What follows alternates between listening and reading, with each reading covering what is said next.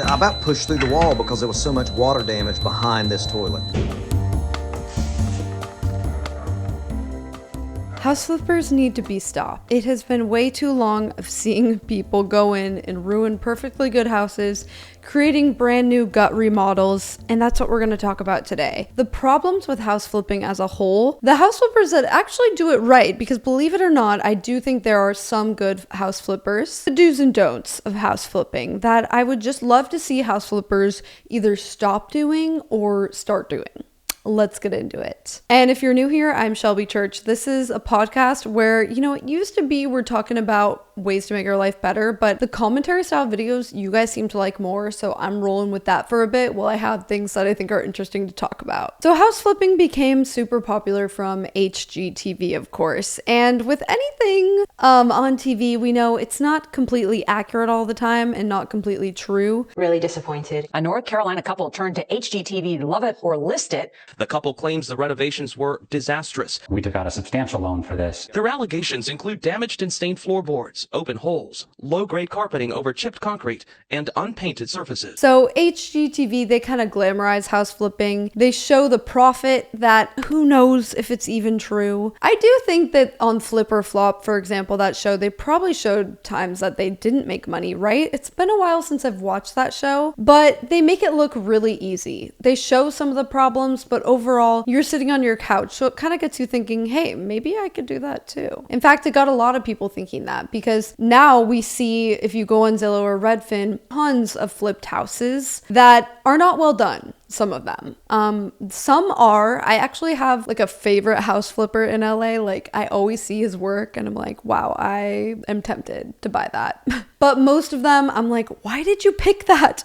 Why did you pick that ugly gray flooring that I would just want to rip out immediately, but that's so wasteful, so I'm not going to do it. I'm just not going to buy that house. In defense of house flipping, though, I do kind of feel like it is a necessary evil in some way. Okay, hear me out. It's not actually evil. There is a necessity for people who can go in and take hoarder homes, unlivable homes, homes that banks won't even lend on. Because if a house doesn't have flooring or a kitchen, or it's half torn down or just in such bad shape that you can't live in it, they won't lend on it. And so they're not competing with the average home buyer. I think that's perfectly fine for flippers to go in and do their thing. And also, there's a lot of old houses in America, especially Los Angeles. There's not that much new construction, but all over the country, there are houses that were built in the 50s, the 70s that at this point need almost everything replaced. It's not just cosmetic, because they'll be outdated cosmetically, but sometimes it's kind of cool. Sometimes they'll have a cool like Spanish style vintage look. It's more so that they don't have air conditioning or the water heaters completely outdated and broken. A lot of things in a house only last 10 to 30 years depending on what it is. And so at this point, some of these houses are 60, 70, 100 years old. It's kind of good that there are some people who can go in and make them new, because it's a very time-consuming thing to renovate a house. Though it looks fun on HGTV, just trust me, like I did it with the Palm Springs house that I renovated, and it actually is very stressful to do. And the average person is not going to do a super efficient job. They might do a better job picking things, but it's going to be more expensive than a professional flipper who has a team of subcontractors. Your average homeowner will probably just hire a general contractor who is going to take 20 to 30% on top of that. They're going to pad that in so that it ends up being like just as expensive probably as if you bought a flipped home, but you have to deal with the mess and the noises and just the dust and living in that, or you have to live in a whole separate place, pay for a whole other place to live in. Renovation depression is a real thing. Okay, I thought I was the only one. I realized that is something that other people experience too. I really was like depressed when I was renovating the Palm Springs house. A lot of people just don't even want to ever do that, which, all this to say, there's kind of a need for some people to flip houses. Where it becomes an issue is them just doing it in such an outdated, ugly way that no one even wants that. So it's just wasteful because people are going to buy it and just want to immediately change it. So just for fun, I want to talk first about the things that I hate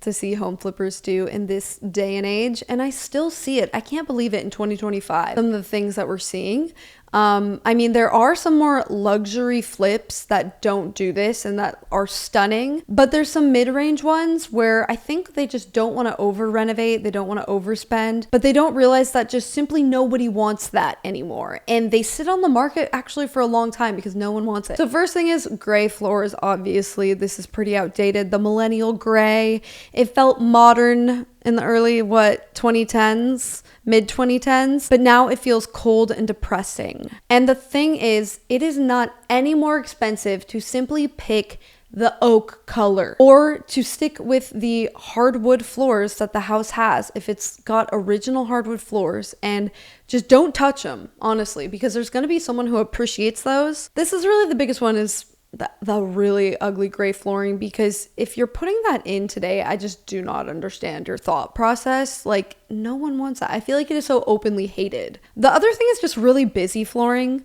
Like, for example, this type of brown flooring, it's not gray, but it's so busy, and I personally just really don't like it. The look that's really popular right now is the oak flooring, the wider planks, or almost like kind of a walnut color is pretty popular too. And I think these are timeless because it's a warm wood tone that you see in nature. And it's crazy it took us so long to get here. Maybe the lighter oak might go out kind of at some point, but if you get an engineered hardwood, you can refinish it or restain it. That's another thing, is LVP. Can we talk about LVP? So LVP stands for luxury vinyl plank. And I think if you have to call something luxury, it is not luxury.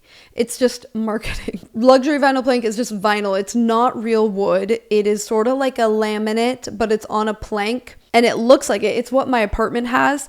A lot of apartments do it because it's very waterproof. It's actually great for apartments because, you know, generally it's like, you don't care. I'm not going to live here forever, so I don't really care. It's also pretty scratch proof. It's just really durable, but it does look cheap, kind of. Like, you know, it's not real wood. Anything that's trying to be something it's not, I think just looks pretty cheap. In a house, in a $1.5 million house, like, I would hate to see LVP. That's where I'm like, okay, what? Like, if a flipper is trying to put some material that is that cheap and sell it for a lot more, I just think that's crazy, because the type of buyers that are going to be looking at that are probably going to pick up on it. It just feels cheap. Engineered hardwood is like the better option. It's like nicer, and then real hardwoods are the most expensive. I think it's okay in like a lower end flip, and I think it can look fine. But where I think it's not fine is if they're trying to really overcharge and be like, yes, this is such a luxury flip, and it's like, you put LVP in. Like, come on. Like, don't try and sell it for $500,000 more than you bought it for if you put LVP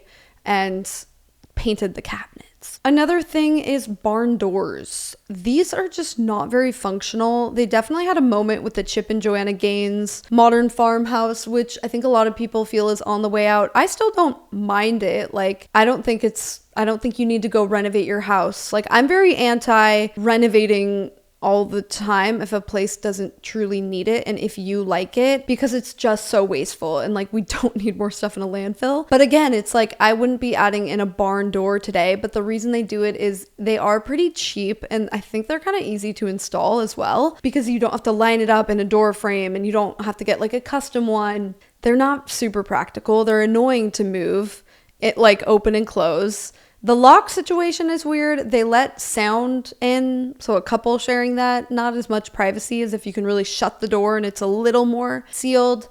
And they're just like weird in a house that's not a farmhouse style, especially. Like, they'll just throw it in any random house and it's not appropriate. Much space. It never stays where it's supposed to be. It's the equivalent to me of shag carpeting in the 70s. It doesn't keep odors out. I mean, God, it stinks. What, you take a shit in there? I can smell it. It doesn't keep sounds out. It doesn't keep light out, and it provides zero privacy. Light fixtures that are way too modern and doing too much, like kind of tacky. I see this and it's just like, okay, the people are gonna probably get rid of it. You can do something simple, and I don't know, I almost feel like some house flippers think they're gonna wow you with this like crazy light, something like this, and think they can charge more for it, when I think that's just not my taste, is all I'll say.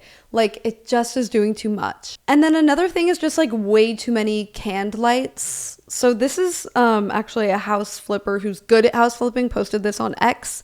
You can see that so many canned light, like way too many. Be strategic with that. Like, what? There's so many. It actually pisses me off. Like, it's just unnecessary. A few, I actually like some. I don't like living in a place that doesn't have any, like the option to turn them on is nice. But too many is a sign of a bad flip. Slatted wood or feature walls. Just again, trendy things that even already kind of feel dated and they're gonna spend a little more on. The person buying it may not even like it to begin with or may not like it in a few years. And they paid more for it most likely because it was trendy. And they had to spend a little more making it. Just leave that wall plain and let people do what they want to do.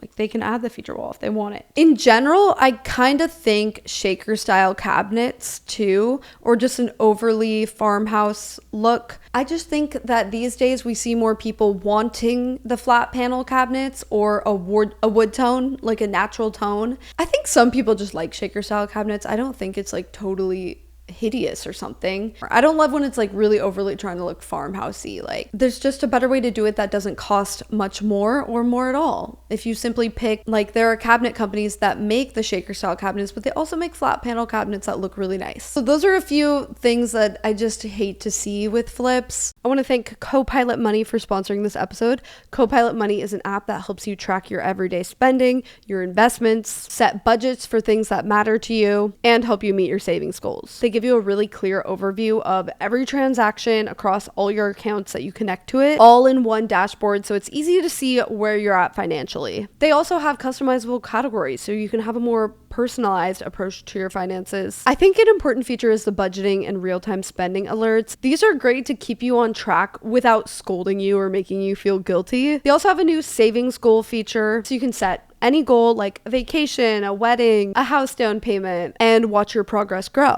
Copilot is available on your computer or your phone, so they have an iOS app, but you can also log in on your computer, because I know, like me, I kind of like managing my finances on my computer. It's just a little bit easier, but I like seeing them and tracking them on an app too. Copilot is privacy first and ad free. They don't sell your data. With other apps, sometimes that's how they make their money, but if you want to keep your data private, Copilot is a good option. Instead, they charge a $95 annual fee, so that's $13 a month. You can get started today with it by going to copilot.money, and you can get a 2-month free trial with the code Shelby2. Again, that's a 2-month free trial. The code is Shelby2, and you can go to copilot.money. All right, back into the episode. I also want to thank Vuori for sponsoring this episode, which is so exciting because I've been a fan of Vuori for a while. I'm always wearing their tennis stuff. I have one of their tennis dresses that I love. Vuori right now has this dream knit jogger that is so comfy and very versatile. You know, you can wear it working out, but you can also wear it just running errands. In general, I feel like that's true of a lot of Vuori's stuff. You could wear it working out, but you can wear it just living your life, which is awesome and it's cute. The performance jogger has a lightweight and relaxed fit, but it is also moisture wicking. So if you want to wear it while working out, it is still good for that. So Vuori is actually offering 20% off your first purchase to my listeners. You can go to vuori.com/Shelby. That is vuori.com/Shelby to get that 20% off. Not only do you get 20% off your first purchase, but you can also get free shipping on any US orders over $75 and free returns. Exclusions apply. You can visit the website for full terms and conditions. But one of the biggest problems with flipping houses is that they go in and they ruin character homes. Sometimes you will see a flipper get their hands on a mid-century house or a Spanish style house and just do a terrible job. And they don't care about the integrity of it. One thing that's pretty common in LA is these old 1950s style Spanish tiles in the bathrooms. And they're definitely not for everyone. I think they're beautiful. I wouldn't want to live in it though. I'm just not gonna buy it. I'm not gonna get anywhere near that because there's a lot of people who love that and appreciate it, and they're not gonna rip it out and put that tile in a landfill. They're gonna keep it there because it is really cool looking. But there are flippers who would go, hey, yeah, let's rip that out. Let's put in like a basic subway tile. And in fact, I think this is when flippers do make houses worse, is character houses, just making them basic. This mid-century house, for example, this is an Instagram account that I follow. It's an account where they're unmaking over, they're unflipping a mid-century house. That just, I mean, I can't even believe someone would put a kitchen in like this. It's so bad. Yeah. The people who want those mid-century houses want them to look mid-century. They don't want it to look like a suburban house in a mid-century house, like a 90s kitchen, something like that. Here's a Spanish style house that, again, I saw on X, where they painted the outside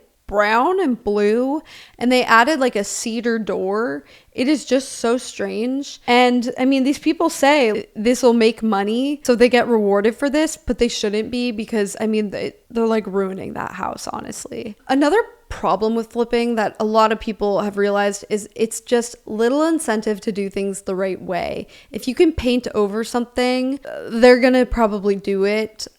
This is why a lot of people buy a flipped house and be like, oh, that outlet doesn't even work. I know someone who had that happen to them. If there are water stains, they may just not open the walls and just throw some paint on it and just not ask any questions. Come inspect a $1.7 million flip today. No power. Don't reset. Here's a three-way switch for these vanity lights here. Where's that water supposed to go, Chief? In this nasty crawl space, we've got a duct disconnected. A lot of people complain about things like the HVAC unit not being replaced or the water heater. Of course, a flip is just all cosmetic. It makes you feel like you're getting brand new when you are not. And there's kind of a danger to that, because it makes people think like, oh, I'm not going to need to do anything. At least if you're buying a house that looks old, you know you're probably going to need to fix maybe some appliances soon. Some people might get a little fooled with a flip because it looks new, even though we all know, because we've seen it online, that that's not true. It's easy to, if it's you going in that house feeling like, oh, it smells like the paint and everything looks so new. It's easy to put rose-colored glasses on and think that it's not going to happen to that house when it probably is. But yeah, I mean, there's just not really an incentive for flippers to replace the HVAC unit, for example. Boring things like that. It gives an illusion that the house is more put together than it is. But then there will also be things that they straight up put in that was just done wrong. So, I mean, I am a real estate agent in LA. I've shown a flipped townhouse recently where the kitchen cabinets just weren't lined up properly. Like certain drawers you just couldn't open. They just left it, whatever. Like they probably think people are going to come in and see like the nice new cabinets and not care. But I was like, oh, that is not functional. And that would be pretty hard to fix for the new buyer. So there's things like that. That when you see that, it makes me think, what else did they just kind of think, whatever. Like exactly what you see in this TikTok. It was kind of like what was happening in the kitchen that I was in. Like,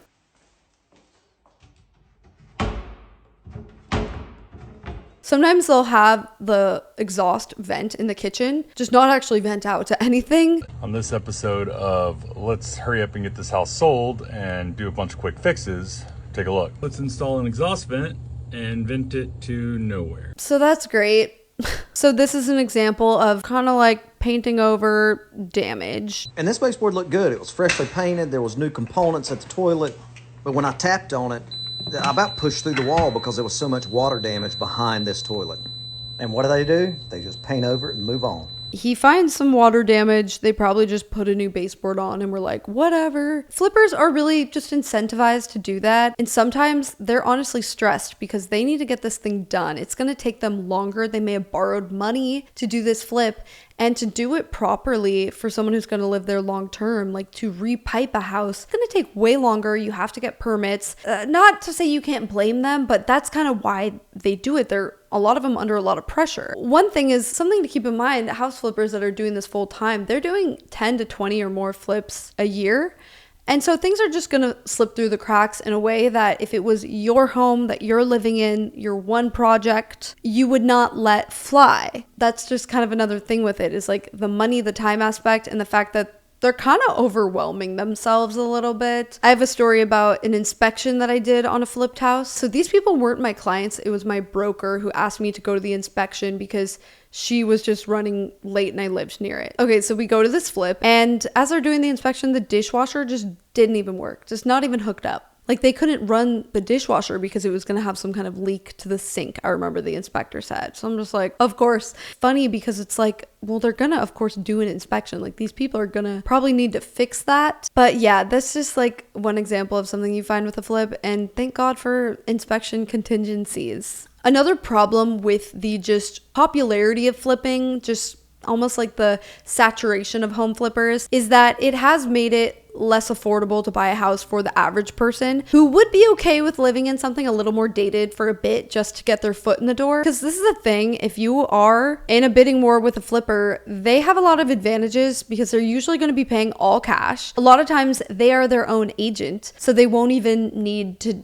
take the commission cut. So essentially they could get like $30,000 off or something like that, or you would have to pay more in that sense. But it's really the all cash, fast close that's going to make it an appealing offer to some buyers. And it's going to make it so your offer, to be better than that, you just have to spend more money pretty much a lot of the time. If you're not able to do all cash or a fast close like that, they probably are going to want to see more money. With a home flipper who's successful at it, you might find yourself in a position where you're getting priced out a bit. And that really is a bummer for somebody who would actually be okay with living in a slightly dated home and renovating over time, or they just don't care to renovate. Because, you know, there are definitely people who just don't care that much about the finishes of things. And that is totally fine. It's actually less wasteful. And I kind of wish I was like that. I'm like, why do I care? I'm cursed of caring about aesthetics of homes. Great to have the house flippers on the houses that are just such a project that no one wants to touch. But when they're going for the character houses or just a really cute little single family house that doesn't actually need that much work and they're just gonna paint the kitchen cabinets and maybe do some shitty new floors and call it a day,